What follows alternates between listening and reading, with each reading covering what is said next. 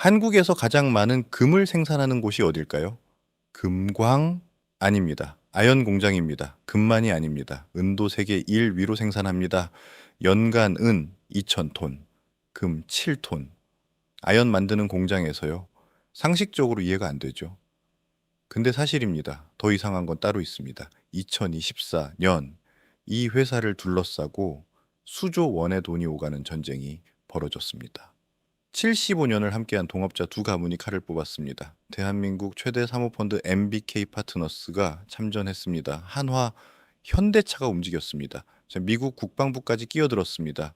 그냥 아연 만드는 공장 때문에 절대 아닙니다. 이 회사가 만드는 건 아연이 아닙니다.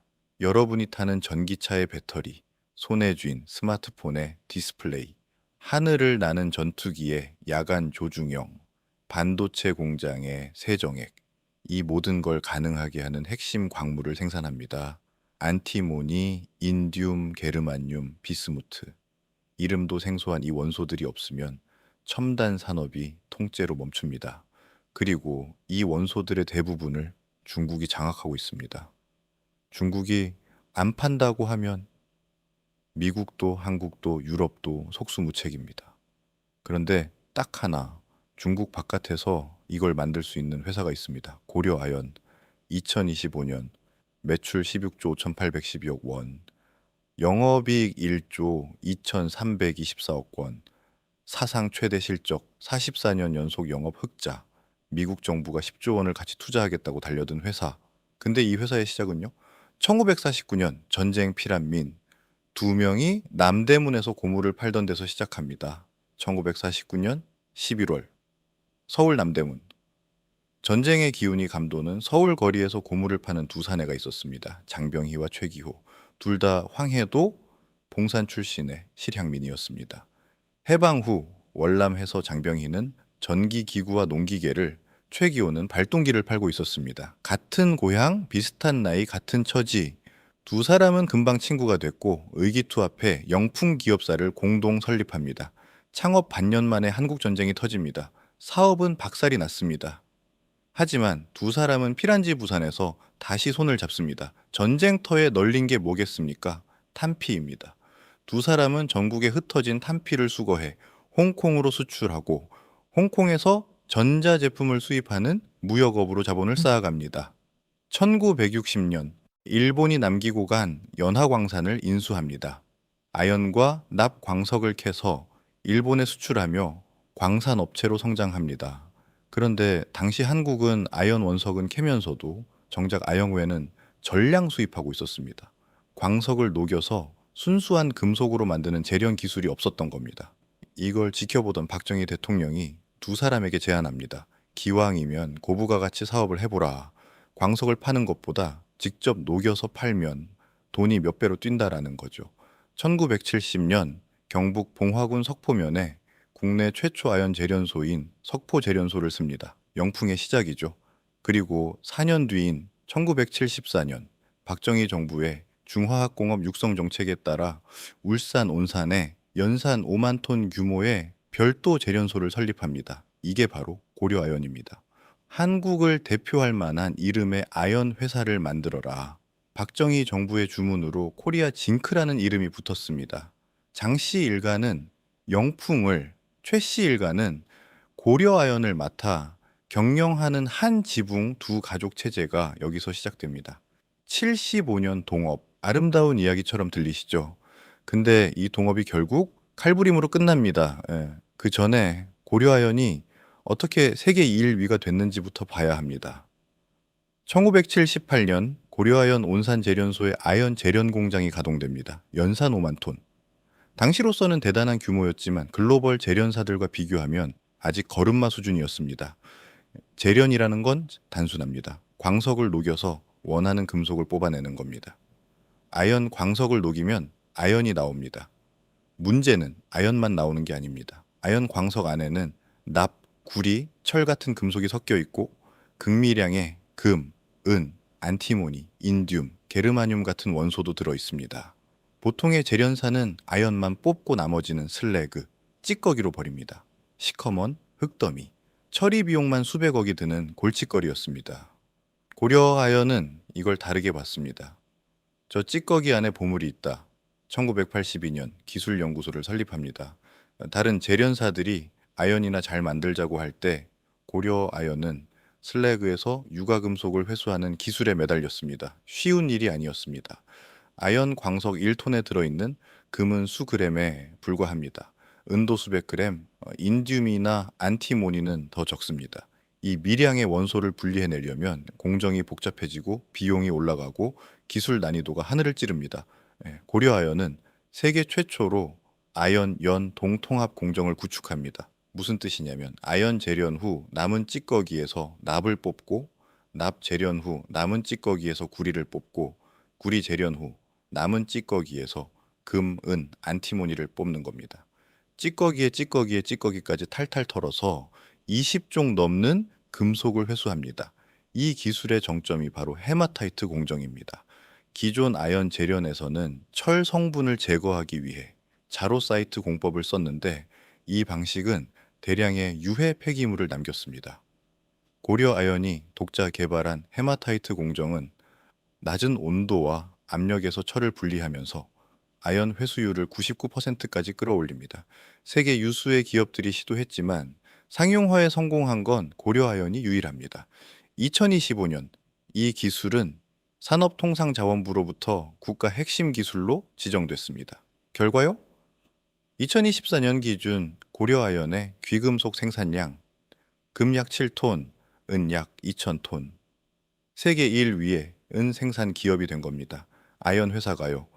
아연 파는 회사가 금과 은의 왕이 된 건 알겠습니다. 근데 진짜 무서운 건 따로 있습니다. 안티모니, 인듐, 게르마늄. 이 이름 들어보신 적 있으세요? 이 원소들이 왜 미국 국방부를 긴장시키는지 알려드리겠습니다.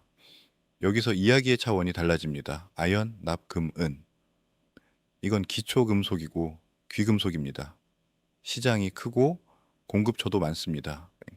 근데 고려 아연이 찌꺼기에서 뽑아내는 원소 중에는 전략 광물이라고 불리는 것들이 있습니다. 안티모니, 포탄과 미사일의 화약 안정제에 필수입니다. 방탄복과 방호합금에도 들어갑니다. 전 세계 생산량의 대부분을 중국이 장악하고 있었는데 2024년 중국이 수출 통제를 걸었습니다. 가격이 폭등했습니다. 고려 아연은 연간 3,604톤을 생산하는 국내 유일의 안티모니 생산 기업입니다. 인듐, 스마트폰과 LED 디스플레이에 투명 정흑에 들어갑니다. 없으면 화면이 안 켜집니다. 고려 아연은 연간 약 150톤을 생산하는데 이게 전 세계 수요의 약 11%입니다.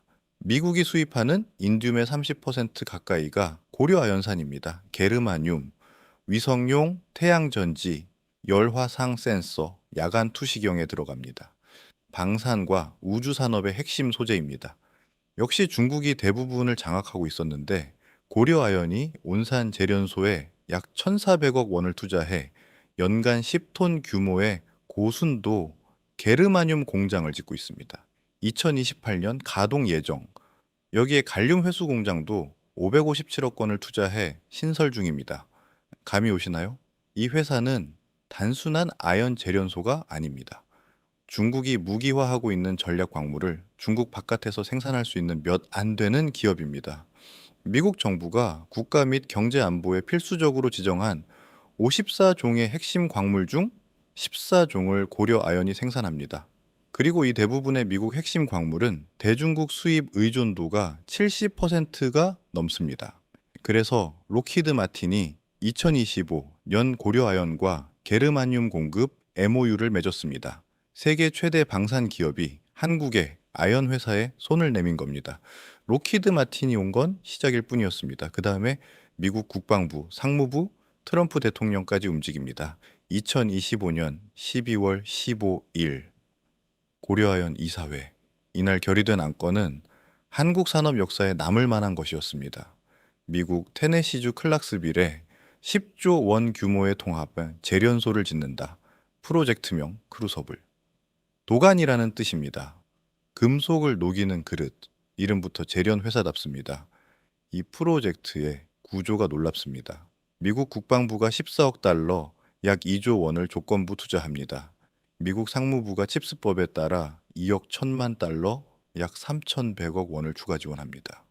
고려아연과 미국 측이 합작법인 크루섭을 JV를 설립하고 총 74억 달러, 약 11조 원을 쏟아붓는 겁니다. 연간 원료 110만 톤을 처리해 54만 톤의 최종 제품을 생산합니다. 아연, 납, 구리 같은 기초 금속부터 금과 은 같은 귀금속, 그리고 안티모니, 인듐, 게르마늄, 갈륨, 비스무트, 텔루륨 등 핵심 전략 광물 11종을 포함한 총 13개 제품을 만듭니다. 하워드 러트닉 미국 상무장관의 반응이요. 이것은 미국의 핵심 광물 판도를 바꾸는 획기적인 딜이다. 자신의 소셜미디어에 미국의 큰 승리라고 적었습니다. 스티브 파인버그 미 국방부 부장관은 더 직접적이었습니다. 1970년대 이후 처음으로 미국 내에 아연 재련소와 핵심 광물 가공 시설을 건설하는 전환점, 미국에서 아연 재련소가 사라진 지 50년 만입니다. 그 50년의 공백을 한국 기업이 메우게 된 겁니다. 빌 해거티 테네시주 상원 의원은 동맹인 한국과의 협력을 통해 미국의 경제 안보를 회복하려는 트럼프 대통령의 노력을 직접적으로 지지하는 지정학적 승리라고 치켜 세웠습니다. 왜 미국이 이렇게까지 난리인지 이해가 되시죠? 중국이 전략 광물 수출 빗장을 걸어 잠글 때마다 미국은 속수무책이었습니다. 포탄을 만들 안티모니가 없고 야간 투시경에 넣을 게르마늄이 없고 반도체 공장에서 쓸 인듐이 없습니다. 그런데 이걸 한꺼번에 해결해 줄 수 있는 회사가 지구상에 거의 없습니다. 고려 아연이 그 몇 안 되는 하나인 겁니다. 미국 딜은 화려합니다. 근데 성적표를 먼저 봐야 합니다. 이 회사가 진짜 돈을 벌고 있는지 숫자로 확인하겠습니다. 2025년 연간 실적. 연결 기준 매출 16조 5,812억 원, 영업이익 1조 2,324억 원, 전년 대비 매출 37.6% 증가, 영업이익 70.4% 증가, 창사 이래 사상 최대 실적입니다. 더 놀라운 건요. 이게 44년 연속 연간 영업 흑자라는 겁니다. 분기 실적 발표가 의무화된 2000년 이후로는 104분기, 26년 연속 영업 흑자, 한 분기도 빠지지 않고요. IMF 외환 위기도, 2008년 글로벌 금융 위기도, 코로나 팬데믹도 다 겪으면서 한 번도 적자를 내지 않았습니다. 2025년 4분기만 떼어봐도 인상적입니다. 매출 4조 7,633억 원, 영업이익 4,290억 원. 전년 동기 대비 영업이익이 256.7% 폭증했습니다. 영업이익률이 3.5%에서 9%로 2배 넘게 올랐습니다. 비밀은 매출 구조의 변화에 있습니다. 과거 고려아연 매출의 대부분은 아연이었습니다. 지금은 다릅니다. 2025년 3분기 기준 매출 비중을 보면 아연 23%, 연 12%, 금 32%, 은 21%, 동 4%, 기타 8%. 금과 은의 매출 비중이 아연을 압도합니다. 아연 회사인데 매출의 절반 이상이 귀금속과 전략 광물에서 나오는 주객전도 상황입니다. 이게 왜 중요하냐면요. 아연 가격은 글로벌 경기에 따라 출렁입니다. 경기 안 좋으면은 건설과 철강이 줄고 아연 수요도 줄죠. 근데 금과 은은요. 경기가 불안할수록 안전 자산으로 가격이 오릅니다. 안티모니 같은 전략 광물은 지정학적 긴장이 높아질수록 수요와 가격이 폭발합니다. 경기가 좋으면 아연으로 벌고 경기가 나쁘면 금은 전략 광물로 번다. 이 포트폴리오가 44년 연속 흑자의 핵심입니다. 경쟁사 영풍과 비교하면 격차가 더 뚜렷합니다. 영풍은 2025년 영업 손실 2,592억 원, 3년 연속 적자입니다. 같은 뿌리에서 나온 두 회사인데 하나는 사상 최대 실적, 하나는 3년 연속 적자. 차이는 사업 다각화입니다. 고려아연은 전략 광물과 귀금속으로 포트폴리오를 확장했고 영풍은 아연 단일 사업에 갇혔습니다. 여기까지만 보면은 완벽한 기업 같죠. 근데 이 회사에는 75년 동업이 무너진 처절한 전쟁이 있습니다. 이 전쟁의 진실을 알아야 투자 판단이 가능합니다. 여기서 이제 이야기의 톤이 완전히 바뀝니다. 1949년부터 75년간 이어진 장씨, 일가와 최씨, 일가의 동업, 1세대 장병희와 최기호는 관포지교라 불릴 만큼 돈독했습니다. 2세대 장형진과 최창걸도 원만하게 이어갔습니다. 아연과 황산을 공동 구매하고 공동 판매하고 인력도 교류하면서 영풍 빌딩 1층에는 두 창업주의 동상까지 세웠습니다. 영풍의 석포재련소와 고려아연의 온산재련소에서 만든 비철을 섞어 만든 동상이었습니다. 균열은 3세대에서 시작됩니다. 2022년 최씨 일가의 3세 최윤범이 고려아연 회장에 취임합니다. 최윤범 회장은 야심이 컸습니다. 예. 아연 재련만 하던 회사를 2차 전지 소재, 신재생에너지, 자원순환 사업으로 확장하는 트로이카 드라이브 전략을 선포합니다. 이를 위해 현대차, 한화, LG화학 등 대기업들과 제3자 배정 유상증자를 추진합니다. 외부에서 돈을 끌어오면서 우호 세력을 확대한 겁니다. 문제는 이 과정에서 영풍 측의 고려아연 지분율이 자연스럽게 줄어들었습니다. 당시 일가 입장에서는 우리가 최대 주주인데 왜 우리한테 상의도 없이 지분 구조를 바꾸느냐? 2024년 3월 고려아연 주주총회에서 배당과 정관 변경을 놓고 양측이 정면 충돌합니다. 봉합은 실패했고 고려아연은 영풍그룹 본사인 영풍빌딩을 떠나 종로로 이사합니다. 물리적 분리가 시작된 겁니다. 그리고 2024년 9월 장씨 일가는 최후의 카드를 꺼냅니다. 대한민국 최대 사모펀드 MBK 파트너스와 손잡고 1조 9,900억 원 규모의 공개 매수를 선언합니다. 고려아연 경영권을 빼앗겠다는 것입니다.